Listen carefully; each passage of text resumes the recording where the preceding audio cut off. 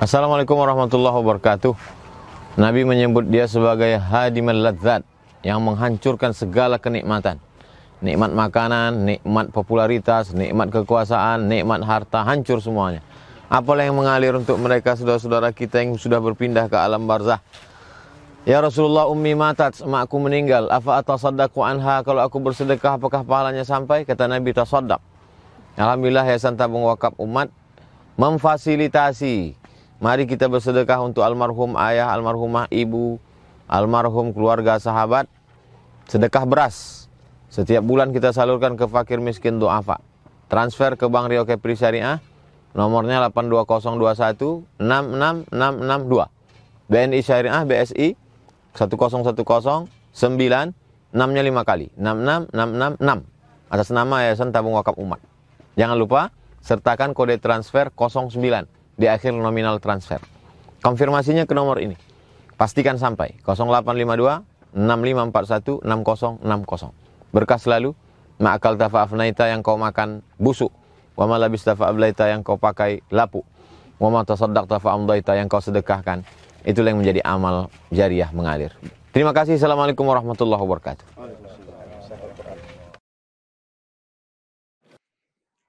Bismillahirrahmanirrahim. Bismillah wa bihamdih. Assalamualaikum warahmatullahi wabarakatuh.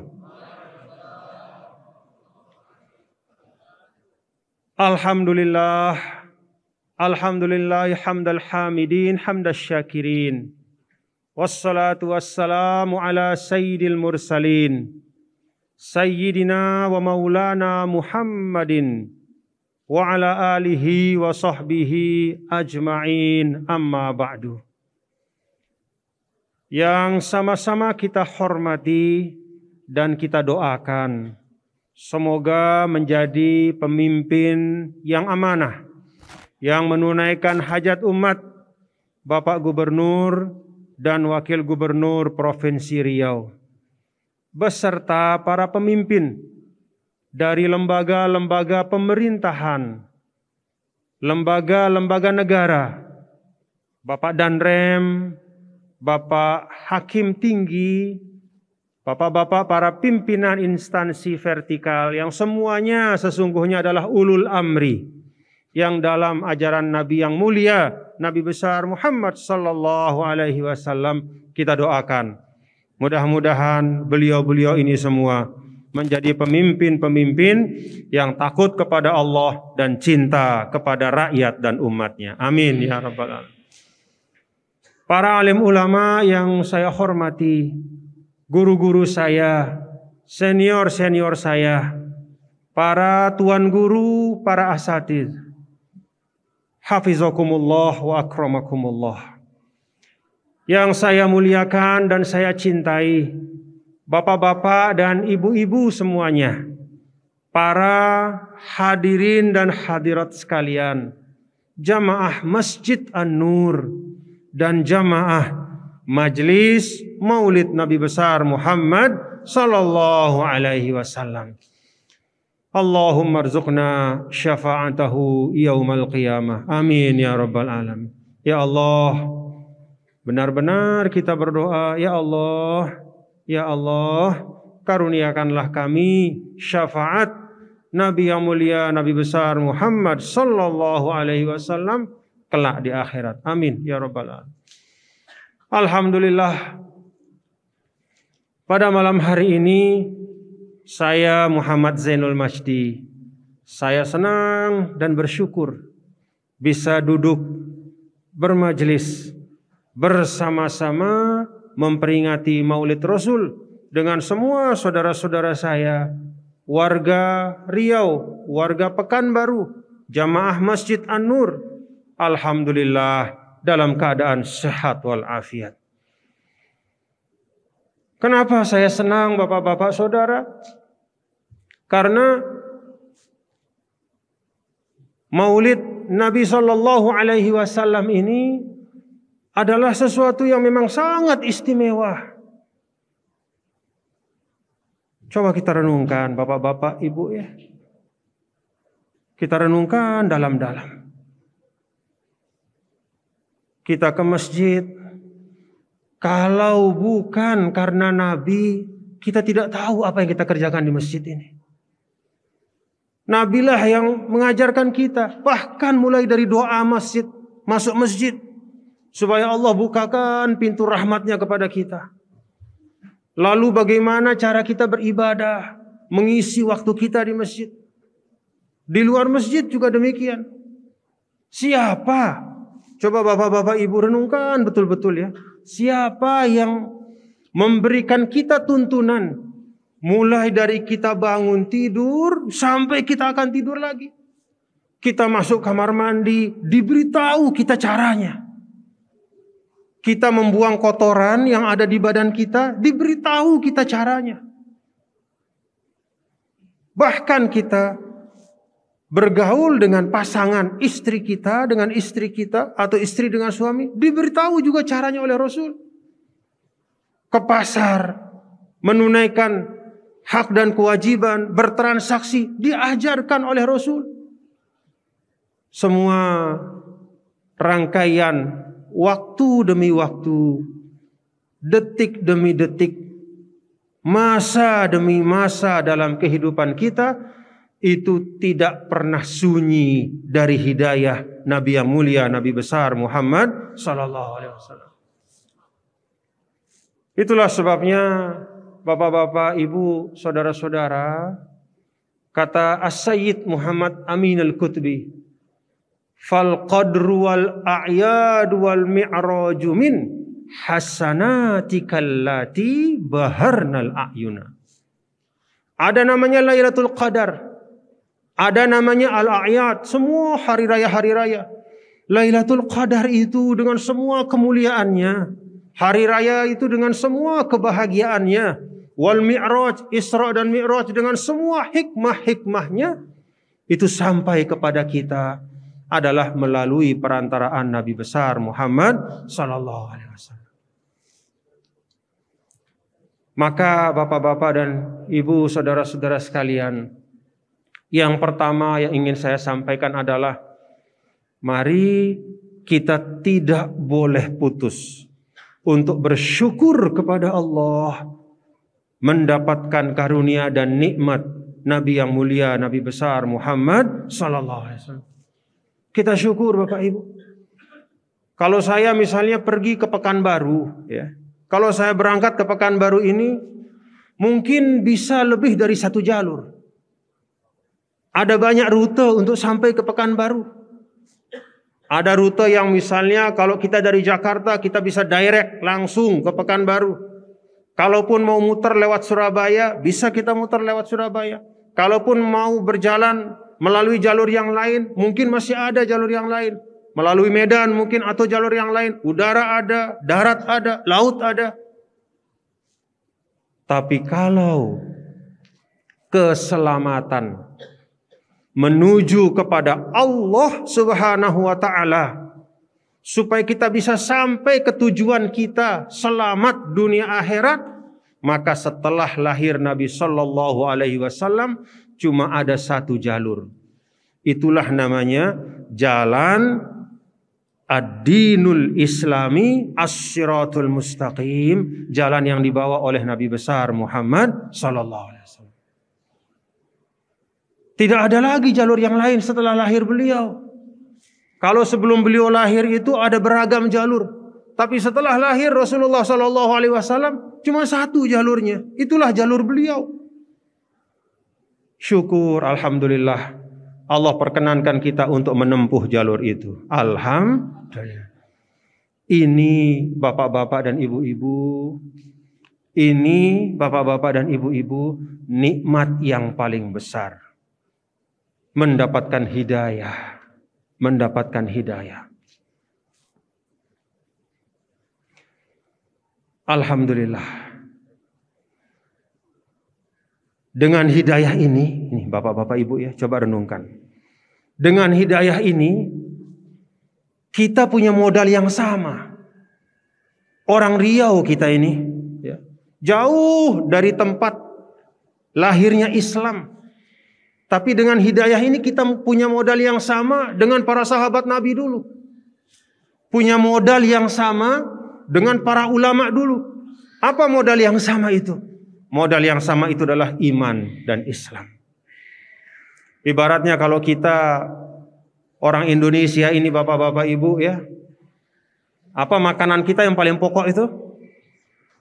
Nasi. Ya. Makanan yang paling pokok itu nasi. Maka ibaratnya hidayah iman itu seperti nasi yang sudah ada di piring kita. Semua dapat, sudah ada nasinya. Sama diberikan. Sahabat dulu ibaratnya dapat sepiring nasi, yaitu iman Islam itu. Kita juga sekarang dapat sepiring nasi yang sama. Berasnya sama, nasinya sama. Cuman memang lauknya beda-beda. Nah, itulah tantangan kita. Ibaratnya setelah ada hidayah iman Islam itu, mari kita lengkapi dia dengan ilmu, dengan amal, dengan akhlak. Tadi saya di takrim ya, dengan keramah tamahan dari Bapak Gubernur, saya dipersilahkan makan malam di kediaman beliau. Di situ ada nasi. Setelah nasi yang jadi pokok itu ada pilihan. Saya pilih ikan patin. Ya, karena ikan patin Riau itu memang paling enak. Saya ambil ikan patin, saya lihat teman saya Ustadz Zul Hendri, dia tambah ambil lauk yang lain. Tapi modalnya sama, nasi dulu. Ibaratnya itulah Nabi SAW kasih kita hidayah iman. Udah sampai hidayah iman, tinggal bagaimana sekarang kita memperindah hidangan itu dengan lauk pauk yang semakin membuat hidangan itu menjadi lezat dan bermanfaat. Maka hidayah iman dari Allah melalui Rasul SAW itu tinggal kita lengkapi saja. Nah, inilah bapak-bapak dan ibu satu rahasia ya, yang disampaikan oleh para ulama. Satu rahasia yang disampaikan oleh para ulama bahwa siapapun umat Nabi SAW itu, dimanapun dia hidup, bagaimanapun keadaannya, dia punya peluang yang sama untuk mendapatkan surganya Allah Ta'ala. Dia punya peluang yang sama untuk mendapatkan kemuliaan di sisi Allah. Karena sudah dapat modal pokok yang sama. Maka dalam sebuah hadis, Nabi yang mulia mengatakan, ummati kal matar la yudro awwaluhu khair am akhiruh. Umat saya ini seperti air hujan. Tidak diketahui tetesan mana yang lebih baik dibanding yang lain. Kalau hujan turun, bapak-bapak, ibu, ya. Ini kalau saya tanya bapak-bapak, ibu, kalau hujan turun hujan, kemudian hujan lama, hujan lebat, apa segala macam, terus kemudian padi itu mulai tumbuh, tunas itu mulai keluar dari tanah. Kalau saya tanya, tetesan yang mana yang menumbuhkan tunas itu? Tetesan yang mana bapak-bapak? Tetesan yang pertama kah? Atau tetesan yang kedua kah? Atau tetesan yang ketiga kah? Atau tetesan yang ke-1000? Wallahu a'lam. Karena semuanya menyampur semuanya. Semuanya turun. Tetesan demi tetesan. Sehingga keseluruhannya itulah yang kemudian menumbuhkan tumbuhan yang bermanfaat. Itulah umatku, kata Nabi besar Muhammad sallallahu alaihi wasallam. Maka kalau kita sekarang 1443 Hijriah, artinya kalau Nabi wafat pada tahun 10 Hijriah, artinya 1433 Hijriah. 1433 Hijriah, Nabi telah meninggalkan kita. Sudah hampir 1500 tahun jaraknya. Tapi walaupun demikian bapak-bapak dan ibu, walaupun sudah lebih dari 1000 tahun kita terpisah dengan Rasul sallallahu alaihi wasallam, tapi kita tetap mampu punya peluang untuk berbuat baik, berprestasi dan memberikan kemanfaatan untuk Islam dan untuk umat manusia. Seperti masa sahabat dulu. Kenapa? Modalnya sama. Sebagaimana yang disampaikan oleh Rasul tadi, ibarat air hujan. Tidak diketahui. Artinya semua berperan. Nah karena itu, Bapak-bapak dan Ibu, saudara-saudara sekalian, yang pertama, saya mengajak kita untuk mari kita syukuri. Alhamdulillah. Artinya kita ini siapalah kita ya. Kita ini jauh dari para sahabat dulu. Jauh dari para tabi'in. Kualitas kita jauh sekali dibanding dengan orang-orang hebat yang bersama Rasul. Tapi alhamdulillah kita dikasih nasi yang sama oleh Rasulullah SAW. Tinggal kita lengkapi saja ya, dengan lauk pauk yang layak.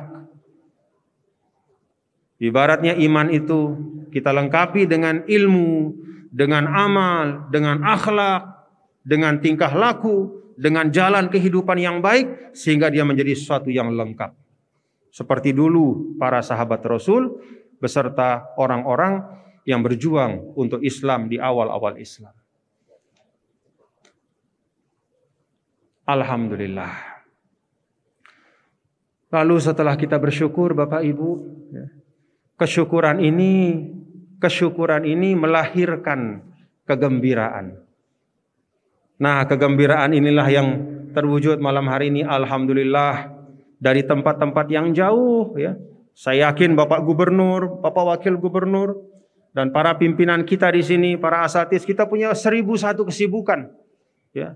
Kita bukan orang yang tidak punya pekerjaan, punya kesibukan. Ibu-ibu juga saya yakin. Ya. Apalagi ada bawa anak juga tadi, anak-anak. Jam-jam segini ini kan jam untuk anak-anak kita istirahat. Tapi datang kemari melangkahkan kaki.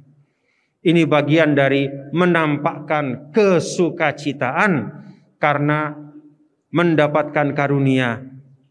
Kesukacitaan kita menjadi umat Nabi Muhammad sallallahu alaihi wasallam. Kesukacitaan kita bisa masuk pada bulan Rabiul Awal, bulan kelahiran Nabi ini. Ada pertanyaan. Nabi dulu tidak pernah bermaulid. Betul. Tapi tidak pernahnya bermaulid dalam bentuk seperti ini bukan berarti menampakkan kesyukuran itu dilarang. Coba Bapak Ibu bayangkan. Kita saja kalau punya anak, kita kalau punya anak lahir, ya. Kita punya anak, istri kita melahirkan. Kita berusaha dengan sekemampuan kita untuk apa? Beli kambing. Kita beli kambing laki-laki 2, perempuan 1. Kita bawa ke rumah, kita sembelih. Lalu kita berikan kepada orang-orang, tetangga-tetangga, kita bagi makanan. Itu untuk anak kita yang lahir. Karena senang kita. Ini yang lahir adalah Nabi yang mulia, Nabi besar Muhammad. Lebih mulia mana anak kita dengan Rasul? Coba saya tanya, lebih mulia mana anak kita dengan Rasul? Ya Allah, tidak ada perbandingannya.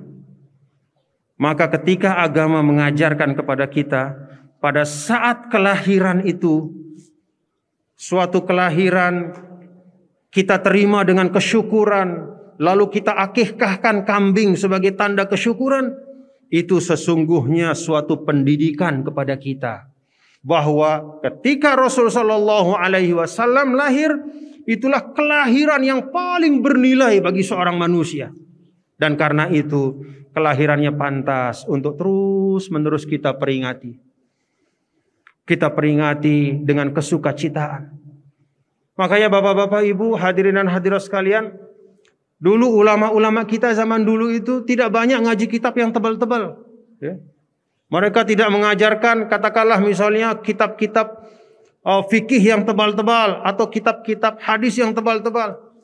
Mereka biasa mengajarkan yang sederhana, yang ringkas, tetapi mereka mengajarkan adab demi adab yang diperlukan, terutama beradab dan berakhlak kepada Nabi yang mulia, Nabi besar Muhammad sallallahu alaihi wasallam. Karena itu ditradisikan kita bermaulid ya, untuk menampakkan kesukacitaan kita. Coba Bapak Ibu bayangkan. Ada orang namanya Abu Lahab. Ini luar biasa jahatnya kepada Rasul, walaupun dia keluarga Nabi. Ya. Sampai di dalam Al-Quran dikekalkan namanya, Tabbat yada Abi Lahab. Ya. Tabbat yada Abi Lahab. Celakalah Abi Lahab. Sampai ada dalam Al-Quran. Tapi coba Bapak Ibu perhatikan.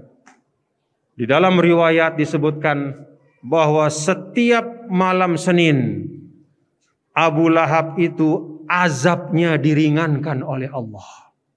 Apa sebabnya? Ini riwayat yang banyak ulama mengatakan riwayat yang hasan, riwayat yang bisa dipertanggungjawabkan. Kenapa diringankan azabnya? Karena ada satu sebab. Dulu ketika Nabi SAW itu lahir, karena Abu Lahab ini adalah saudara dari ayahnya Nabi, maka dia senang saudaranya itu punya anak. Lalu dia panggil seorang budaknya yang namanya Suwaibah. Dia katakan kepada budaknya, Suwaibah sini. Begitu Suwaibah datang, kata Abu Lahab, saya malam ini lagi senang karena saudara saya istrinya melahirkan. Saya punya keponakan. Karena senang saya itu, Suwaibah, saya bebaskan kamu. Kamu sudah jadi bukan budak lagi. Silakan pergi. Kamu menjadi orang yang bebas.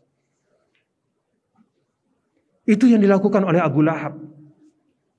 Walaupun kemudian ketika dia Rasul Shallallahu Alaihi Wasallam kemudian dewasa dan diutus sebagai nabi, dia menjadi penentang yang luar biasa. Tapi kebaikannya dan kesukacitaannya itu tidak dilupakan oleh Allah. Itu Abu Lahab. Bagaimana kalau kita sebagai seorang muslim? Amin, amin ya rabbal alamin. Maka kita berharap mudah-mudahan dengan kesyukuran kita, kegembiraan kita, ya, keikhlasan kita, mudah-mudahan kita ikhlas hadir di tempat ini. Ini menjadi sebab kita mendapatkan syafaat dari Nabi besar Muhammad sallallahu alaihi wasallam. Kan Islam itu Bapak Ibu, saudara-saudara sekalian ya. Islam itu tidak selalu berbanding lurus dengan rajinnya kita beribadah untuk kemudian mendapatkan surga. Tidak mesti. Banyak riwayat di mana orang yang biasa-biasa saja ibadahnya, tapi hatinya ikhlas. Hatinya baik. Dia hatinya baik kepada sesama muslim. Dia hatinya baik dan selalu mencintai Rasulullah SAW. Maka dia dimuliakan oleh Allah. Pekerjaan-pekerjaan yang dianggap remeh, tapi dengan penuh kecintaan kita lakukan. Mudah-mudahan malam ini termasuk diantaranya, itu bisa menjadi sebab selamatnya kita dunia dan akhirat. Bapak Ibu Saudara sekalian, kita bersyukur, alhamdulillah, kita gembira, alhamdulillah. Maka yang tertinggal setelah kesyukuran dan kegembiraan itu adalah kita belajar meneladani Nabi yang mulia, Nabi besar Muhammad sallallahu alaihi wasallam. Seperti apa akhlak Nabi? Sayyidah Aisyah ditanya, bagaimana akhlak Rasul itu? Sayyidah Aisyah jawab sederhana sekali. Kana khuluquhul Qur'an. Akhlaknya Rasul itu adalah Al-Quran. Jadi apa yang ada di dalam Al-Quran itulah gambaran yang terbaik Bapak-Bapak Ibu. Ya. Kalau kita mau tahu bagaimana cara kita untuk berlaku kepada ayah ibu kita, lihat di Al-Quran. Allah Ta'ala mengatakan wabil walidaini ihsana, kita buat baik sama orang tua. Fala taqul lahuma uffin, jangan kasar ucapan kita. Waqfid lahuma janahadzulli, jangan sombong walaupun kita misalnya sudah kaya, sudah jadi pejabat, sudah jadi orang pintar. Itulah akhlak Rasul. Bagaimana akhlak Nabi kepada orang lain, apalagi kepada sahabatnya. Rasul sallallahu alaihi wasallam yang mengamalkan tuntunan Al-Qur'an. Wala tajassasu wala yaktab ba'dukum ba'dha. Tidak suka menggibah satu sama lain, mencari-cari kekurangan saudara. Kana khuluquhul Qur'an. Jadi Bapak Ibu Saudara sekalian, kalau kita ingin belajar tentang akhlak Nabi yang mulia, bukalah Al-Quran kita. Bukalah Al-Quran kita. Kita baca dengan kesungguhan. Ayat demi ayatnya. insya Allah kita akan jumpa dengan akhlak Rasul dalam Al-Quran itu. Nabi SAW ini dalam konteks bermasyarakat ya, bapak-bapak, ibu, saudara sekalian. Bagi kita yang kadang-kadang merasa bahwa ini dunia kok kayak begini sekarang ini. Ini kok masyarakat ini banyak sekali kejadian-kejadian, kemaksiatan, hal-hal yang tidak baik kok terjadi di tengah masyarakat. Bagaimana saya mesti menyikapinya? Mari kita lihat Rasul sallallahu alaihi wasallam di dalam Al-Qur'an dalam bahasa Allah Ta'ala, laqad ja'akum rasulun min anfusikum.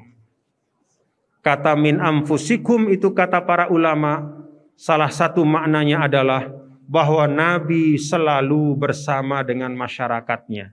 Tidak pernah meninggalkan tanggung jawab terhadap masyarakat. Tidak pernah lari dari masalah-masalah yang ada di tengah masyarakat. Dulu pada saat beliau di Mekah, di sekeliling Ka'bah itu penuh ratusan patung dan berhala. Tapi Nabi tetap sholat di situ. Jadi Nabi tetap sholat, tetap menunjukkan tauhidnya. Walaupun di situ ada ratusan berhala. Nabi tidak menunggu Ka'bah itu harus bersih dulu, baru kemudian beribadah di situ.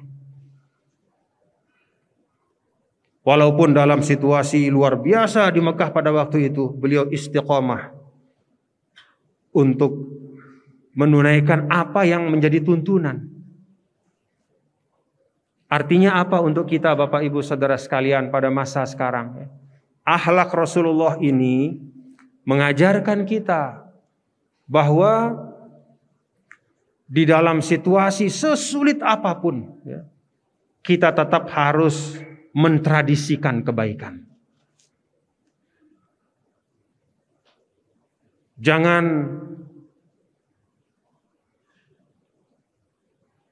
menjauh. Ada sebagian di antara kita ketika melihat keadaan masyarakat yang bermacam-macam hal-hal yang tidak baik terjadi di situ, dia menarik diri dan tidak mau terjun untuk merubah keadaan itu. Bukan seperti itu akhlak Rasul. Sehingga kalau misalnya kita di tengah masyarakat, misalnya di Riau, dimanapun lah, kan selalu ada hal-hal yang baik, ada hal yang tidak baik. Kalau ada sesuatu yang tidak baik, itu tugas kita. Kalau ada sesuatu yang kurang pas, itu agenda yang harus kita selesaikan bersama-sama.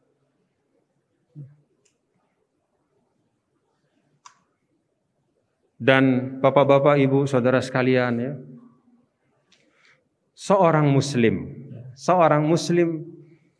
yang mau untuk melakukan sesuatu yang beresiko terhadap dirinya, bisa jadi beresiko terhadap kehormatannya, karena ketika melakukan sesuatu itu dia bisa jadi difitnah, tapi dia tetap lakukan karena untuk kepentingan umat, untuk kepentingan masyarakat banyak. Dalam sebuah riwayat Rasulullah SAW menyebut bahwa orang seperti itu pahalanya lebih besar dibanding orang yang hanya memikirkan dirinya sendiri.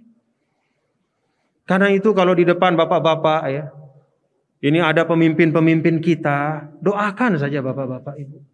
Pemimpin-pemimpin kita ini adalah orang-orang yang tahu bahwa jabatannya itu punya resiko. Tapi tetap dia laksanakan. Ya karena memang agama memerintahkan kita seperti itu. Menunaikan amanah dengan baik. Maka ketika ada resiko-risiko dan tantangan itu, tapi tetap dihadapi dengan baik. Dengan tidak meninggalkan tuntunan-tuntunan agama, maka sesungguhnya orang itu telah melakukan suatu jihad dan perjuangan yang besar untuk umat. Saya ingin mengajak kita semua, bapak-bapak, ibu, saudara sekalian, untuk melihat orang-orang di sekitar kita yang melaksanakan amanah-amanah. Entah itu amanah sebagai pendidik atau guru, atau amanah sebagai birokrat, pegawai ASN misalnya, atau amanah sebagai tentara, TNI, amanah sebagai penjaga keamanan negara, Polri, dan amanah-amanah yang lain, kita lihat mereka dengan pandangan kasih sayang. Jangan dengan pandangan melecehkan.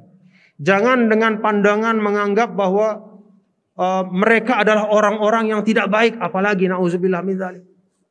Karena sebagaimana yang disampaikan oleh Rasulullah SAW, orang yang mau melakukan sesuatu yang menyebabkan dirinya bisa beresiko terkena oleh suatu fitnah, suatu hal yang tidak baik, tapi dia tunaikan untuk kepentingan umat, maka sungguh dia telah berjuang dan telah berjihad di jalan Allah. Saya menyampaikan ini bapak-bapak, ibu-ibu, saudara sekalian, bukan karena saya pejabat, tidak. Saya sudah selesai bertugas, ya. Saya masyarakat biasa seperti sebagian kita. Tapi saya pernah merasakan selama 10 tahun bertugas sebagai gubernur, ya, bahwa memang tantangan-tantangan dan fitnah itu luar biasa besar. Dan salah satu yang bisa membantu seorang pemimpin untuk bisa melewati tantangan dan fitnah itu dengan baik adalah doa-doa dari masyarakatnya. Doa-doa dari bapak-bapak dan ibu. Alhamdulillah, dalam Al-Quran kita bisa banyak sekali meneladani akhlak-akhlak yang diamalkan oleh Nabi yang mulia, Nabi besar Muhammad sallallahu alaihi wasallam, yang semuanya adalah kebaikan. Tidak ada tuntunan Rasul yang kemudian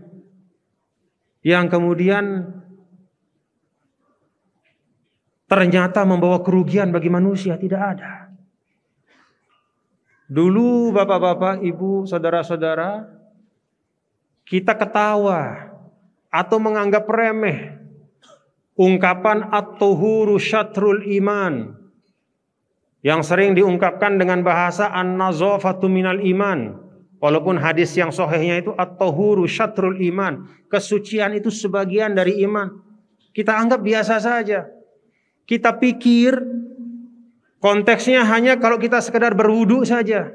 At-tuhuru syatrul iman itu kaitannya dengan kita berwudu, ingin sholat, maka harus berwudu dengan baik. Kita anggap remeh. Ternyata sekarang terbukti, ya, bahwa pola hidup yang sehat, cuci tangan dengan baik, menjaga kebersihan, itu menjadi sebaik-baik ikhtiar yang melindungi kita dari penyakit. Jadi setelah 1000-an tahun, ya, perkembangan teknologi ternyata kembali kepada apa yang Rasul sampaikan, bahwa kebersihan diri itu adalah pangkal dari keselamatan kita. Dan banyak lagi hadis-hadis Rasulullah SAW yang semakin lama semakin nyata kebenarannya. Karena itu bapak-bapak, ibu, hadirin dan hadirat sekalian, saya mengajak kita semua, mari kita mempelajari Al-Quran sebagai bagian dari menghidupkan gambaran Rasulullah SAW dalam kehidupan kita. Insya Allah, kalau ini kita lakukan, anak-anak kita didik untuk mencintai Al-Quran, itu artinya kita mendidik dia untuk dekat kepada Rasulullah SAW. Dan tidak usah atau tidak perlu yang sulit-sulit Bapak Ibu, ya, di dalam kita mengamalkan atau meneladani Rasulullah SAW, karena Nabi memang tidak pernah ingin menyulitkan umatnya. Jangankan umatnya, musuhnya pun tidak mau dipersulit sama Nabi. Coba kita lihat pada saat Fathu Makkah, ketika semua orang dikumpulkan, orang-orang yang dulu menjahati Nabi, yang luar biasa kejam bengisnya kepada Nabi. Nabi sederhana saja, izhabu fa antumut tulaqa. Bapak-bapak, ibu-ibu, hari ini saya maafkan ya, pulang ke rumah. Tidak ada nama balas dendam hari ini. Itu kepada musuh. Kepada orang yang berbeda. Dulu dikisahkan ada delegasi orang-orang Kristen datang ke Madinah dari Najron. Ketika datang ke Madinah itu, mereka sampai di Madinah, tiba-tiba asar pada hari itu mereka harus beribadah. Mereka harus beribadah. Maka kemudian mereka mulai ibadahnya di Masjid Nabi. Sahabat kaget. Ada yang mau melarang. Nabi ingatkan, biarkan. Lalu diberikanlah ruang oleh Rasul, mereka melaksanakan ibadah mereka di Masjid Nabi besar Muhammad sallallahu alaihi wasallam di Madinah. Itu ada di Sahih Bukhari. Hadisnya sahih. Artinya apa? Nabi tidak pernah menyulitkan siapapun. Musuh-musuhnya, orang yang berbeda dengan beliau, apalagi kepada kita umatnya. Karena itu hidayah dari Nabi Shallallahu Alaihi Wasallam itu semua mengandung kemudahan dan kelapangan. Dulu dikisahkan pada saat beliau sampai di Madinah itu 6 bulan beliau keliling dari gang ke gang. Madinah itu kan semacam desa ya. Rumahnya itu ada gang-gangnya, ada kelompok-kelompoknya. Nabi jalan sebelum subuh dari rumah ke rumah menyampaikan 4 hal. Apa yang beliau sampaikan? Afsyus salam, at'imut ta'am, wasilul arham, wasallu bil lail wan nasu niyam. Bapak-bapak, ibu-ibu, afsyus salam, ucapkanlah salam sebanyak-banyaknya, tebarkan kedamaian, jangan menebarkan permusuhan. Yang kedua, wa at'imut ta'am, siapa yang punya kelebihan rezeki, berbagilah kepada tetangga dan sahabat. Lalu yang ketiga, wasilul arham, sambung silaturahim. Lalu yang keempat, kalau sehat, kalau mampu, malam-malam bangunlah untuk sholat malam pada saat orang lain sedang tidur. Itu 6 bulan Nabi hanya menyampaikan itu keliling dari jalan ke jalan di gang di kota Madinah untuk membangun akhlak yang baik. Jadi Islam itu bukan sesuatu yang rumit. Islam itu bukan sesuatu yang sulit. Islam itu sangat mudah kita amalkan apabila ada kerendahan hati dan keikhlasan kita untuk mengamalkan. Afsyus salam, at'imut ta'am, wasilul arham, wasallu bil lail wan nasu niyam. Nah, dengan hadis Rasulullah sallallahu alaihi wasallam ini saya tutup penyampaian saya dengan harapan mari kita amalkan ya. Sesuatu yang sederhana tapi kalau terus kita amalkan sebagaimana Nabi mengamalkannya berbulan-bulan berkeliling setiap malam. Tebarkan perdamaian. Berbagilah rezeki apabila ada kelebihan. Sambung silaturahim. Dan jangan lupa tawajuh kepada Tuhanmu minimal 2 rakaat di tengah malam. Itu sumber-sumber keberkahan. Terima kasih. Wallahul muwaffiq wal hadi ila sabilir rasyad. Rabbana taqabbal minna innaka antas samiul alim. Tub 'alaina innaka antat tawwabur rahim. Rabbana atina min ladunka rahmah wa hayyi' lana min amrina rasyada. Wa sallallahu wasallam ala sayyidina maulana Muhammad wa ala alihi wa sahbihi walhamdulillahi rabbil alamin. Terima kasih. Wassalamualaikum warahmatullahi wabarakatuh. Waalaikumsalam warahmatullahi wabarakatuh.